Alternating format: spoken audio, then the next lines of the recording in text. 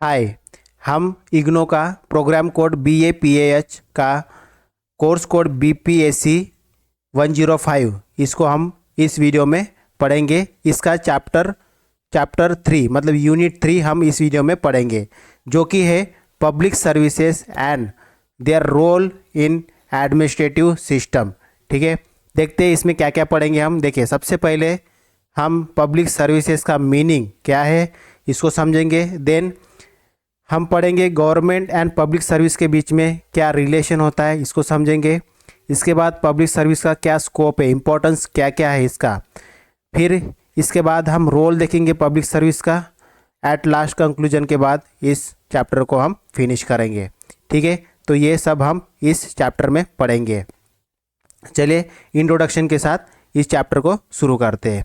ठीक है, देखिए, if the executive is one of the three organ if the executive is one of the three organ of the government, the other two being legislature and judiciary, the public service form the arm of executive।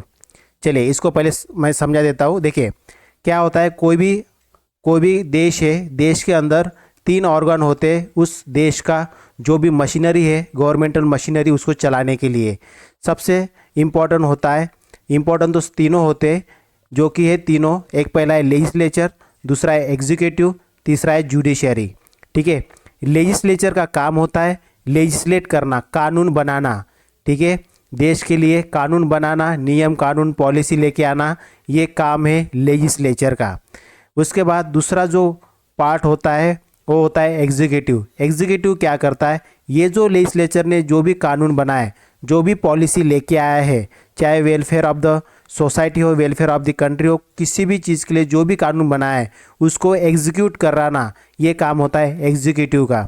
उसके बाद जो judiciary है ये check and balance करता है कि अगर कोई लॉ फॉलो नहीं हुआ है जो लेजिस्लेचर ने बनाया है, और उसको और ज़्यादा उसमें कुछ और भी अगर कुछ अपना व्यू पॉइंट रखना है तो वो भी इसके अंदर ही आता है। लेकिन मेनली ये जुडिशरी का काम करता है। ठीक है, न्याय देने का काम करता है। अगर कोई एग्जीक्यूटिव द्वारा जो एग्जीक्यूट करने में कोई दिक्कत आती है, कोई अगर मानता नहीं है किसी लॉ एंड ऑर्डर को, तो फिर इसमें जुडिशरी का रोल आ जाता है। तो इस तरह से किसी भी गवर्नमेंट ऑर्गन के, ठीक है, ये मेनली 3 पार्ट होते हैं। ठीक है, लेजिस्लेचर, एग्जीक्यूटिव एंड जुडिशरी।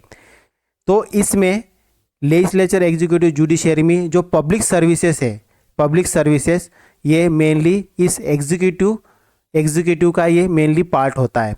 ठीक है, their function is to convert the goal and objective of the government into reality. ठीक है, तो ये जो एग्जीक्यूटिव है, जो ये पब्लिक सर्विस है, ठीक है, इसका ही मेन फंक्शन होता है कि जो गवर्नमेंट ने जो एक पॉलिसी रखी है या जो एम रखा है, ठीक है, लोगों के सामने किसी काम को करने के लिए जो एम रखा है, उस एम को रियलिटी में लाने का जो मेन काम है वो करता है पब्लिक सर्विस। ठीक है, पब्लिक सर्विसेज करती है। पब्लिक सर्विसेज का मतलब ये होता है मेनली गवर्नमेंट एम्प्लॉयज़ जो भी होते हैं उन्हीं को पब्लिक सर्विसेज कहा जाता है। ठीक है, उसके बाद the executive segment of the government need the support of organisation जैसे public administration for the proper formulation and implementation of its programme. ठीक है, तो जो पब्लिक एडमिनिस्ट्रेशन है, जो पब्लिक सर्विसेज है, वही हेल्प करती है, सपोर्ट करती है गवर्नमेंट को, किसमें, proper formulation and implementation of the programme को। क्योंकि गवर्नमेंट तो पॉलिसी लेके आती है, लेकिन उसको एग्जीक्यूट करना, लोगों तक उस पॉलिसी का जो भी वेलफेयर है वो मिलना, मेन काम कराता है वो है public services. One of the important aspect of public administration is the public services.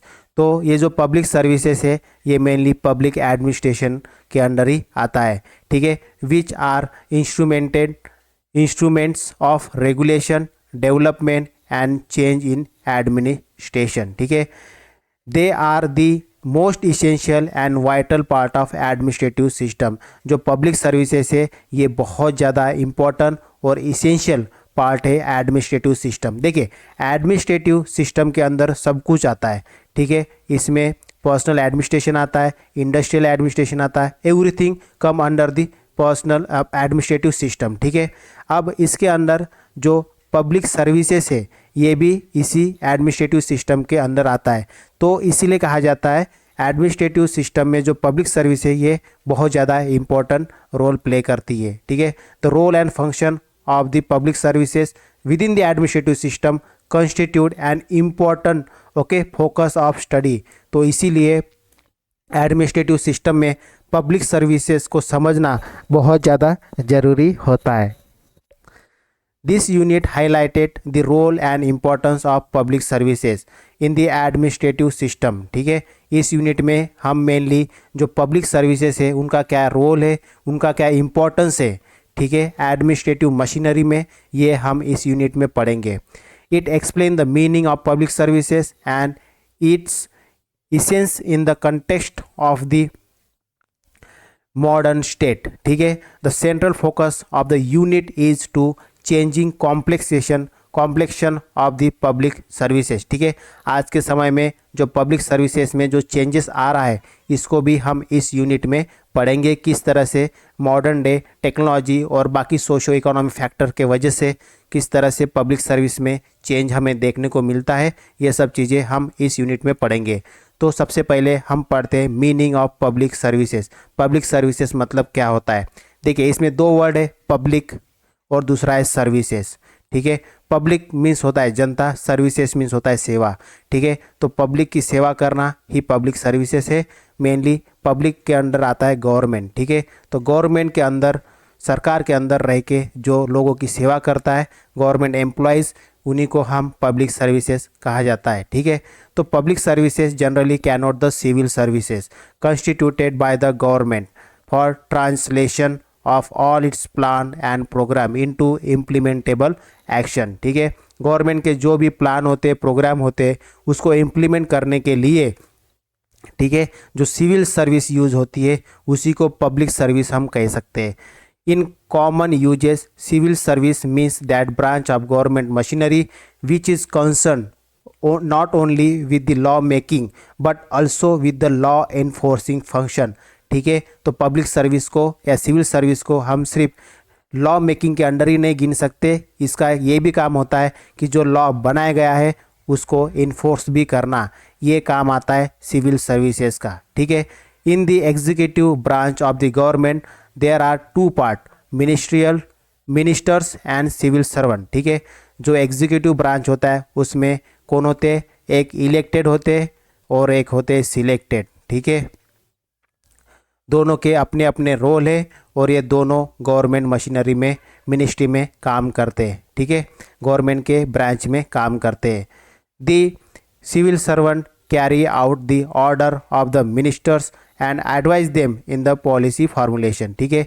जो इलेक्टेड होते हैं ये लोग होते हैं मिनिस्टर्स और जो सिलेक्टेड होते हैं ये होते हैं सिविल सर्वेंट, ठीक है। तो क्या होता है, जो सिविल सर्वेंट है, ठीक है, जो सिविल सर्वेंट है ये जो मिनिस्टर जो भी लोगों के सामने जो भी प्लान रखेंगे कि हमें ये करना है, वो डेवलपमेंट लेके आना है, उसको पॉलिसी में कन्वर्ट करने का काम सिविल सर्वेंट करता है, ठीक है। तो जो भी ऑर्डर मिनिस्टर देगा वो सिविल सर्वेंट उसको अप्लाई करता है और एक सजेशन के तौर पे भी एडवाइस करते रहता है। अकॉर्डिंग टू इवन ग्लैडन, इनके अनुसार एक स्कॉलर है, इन्होंने कहा है कि civil services is the name of an important government institution comprising the staff of central administration of the state, ठीक है। तो जो सेंट्रल एडमिनिस्ट्रेशन है किसका, किसी भी स्टेट का, उसका सिविल सर्विसेज एक बहुत ज़्यादा इम्पोर्टेंट इंस्टीट्यूशन है, ठीक है। तो it stand for the spirit essential for the success of modern democracy and ideal vacation in public office who devote their life to the service of the community, ठीक है। तो सिविल सर्विस में वो लोग आते हैं जो अपनी कंप्लीट लाइफ एक civil service as a public officers के तौर पे अपना पूरी लाइफ डिवोट करते हैं। ठीक है। तो ये डेमोक्रेसी, मॉडर्न डे डेमोक्रेसी के लिए बहुत ज़्यादा इम्पोर्टेंट है, ठीक है। In administrative parlance, public service have a slightly wider connotation in the sense that they are taken to cover besides civil servant, extended group of employees who may be working in public sector undertaking, nationalized bank and other quasi-governmental organization founded wholly or partially by the government। तो हम जो public services है इसमें ये एक बहुत बड़ा कैनोटेशन है। पब्लिक सर्विस में हर एक वो लोग आते हैं जो कि सिविल सर्वेंट भी होते हैं, जो कि किसी पब्लिक सेक्टर अंडरटेकिंग में काम करते, किसी नेशनलाइज बैंक में काम करते, या जो क्वासी गवर्नमेंटल ऑर्गेनाइजेशन है। क्वासी गवर्नमेंट का मतलब होता है आधी गवर्नमेंट आधी प्राइवेट, ठीक है, सेमी गवर्नमेंट, ऐसे टाइप के ऑर्गेनाइजेशन में भी जो काम करते हैं, ये सभी के सभी किस में आते, पब्लिक सर्विसेज के अंदर आते हैं, ठीक है। While the civil servant are the holder of civil post whose remunerations in India is paid out of the consulate fund of India, ठीक है। सिविल सर्वेंट वो लोग होते हैं जिनका जो पेमेंट है वो कंसोलिडेटेड फंड ऑफ इंडिया से किया जाता है। Extended public sector employees are not so paid, ठीक है। जो पब्लिक सेक्टर एम्प्लॉयज़ अलग टाइप के होते हैं उनको नहीं पिया जाता है। इन ब्रिटेन में क्या होता है, they are also accepted as those servant of the crown other than holder of the political and judicial office who are employ in civil capacity and of course remunerated through budget pass by the parliament. ये बताया गया है Britain में जो civil services होती है उनके बारे में, ठीक है।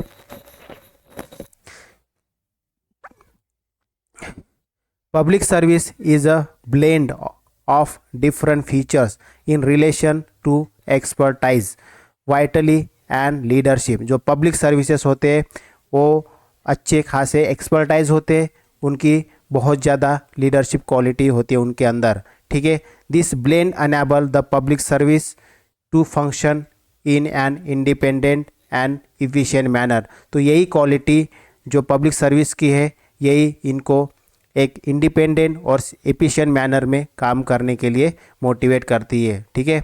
इन ब्रीफ हम बोल सकते हैं इनके अनुसार, एच.एफ. हिनर के अनुसार, कि जो सिविल सर्विसेज है इज़ अ प्रोफेशनल बॉडी है of officials permanent paid and skill and further classified British civil services into 3 categories, that is administrative, policy formulation and execution, technical, scientific and specialized category like doctors and engineers, and manipulative, that is executing order of the first 2 classes, ठीक है।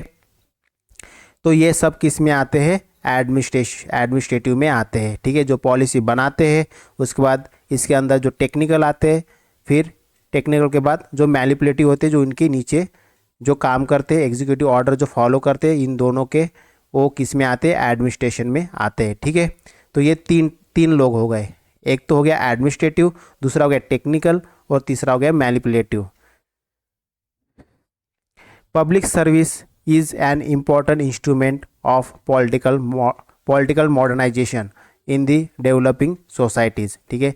Public service एक बहुत ज़्यादा important institution है किसी भी जो भी डेवलपिंग कंट्रीज़ है, ठीक है, उनके पॉलिटिकल मॉडर्नाइजेशन के लिए ये बहुत इंपॉर्टेंट रोल प्ले करता है, ठीक है। Public service well neat and well organise public bureaucratic structure precedes electoral democracy, okay.